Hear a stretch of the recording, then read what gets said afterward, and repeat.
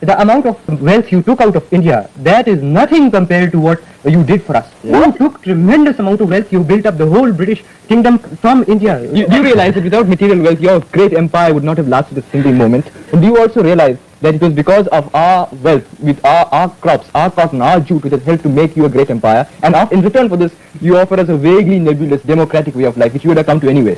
I have noticed that most Englishmen think that history began with the signing of the Magna Carta.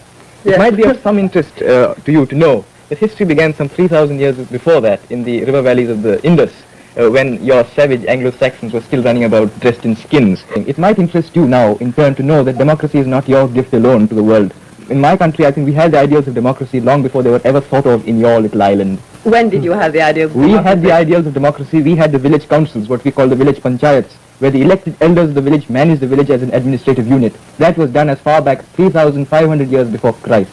But I came over here thinking that always our colonial policy had been right. I definitely believed that the whole world should be grateful to us for everything that we had done for them. Well, what would that nation have been like today? Would it have managed to progress itself, or would it be just another nation which would have been taken in under the communist wing? But I'm sure that democracy could have evolved on its own. It's not necessarily, it was not injected by you into our veins. We did not require that injection.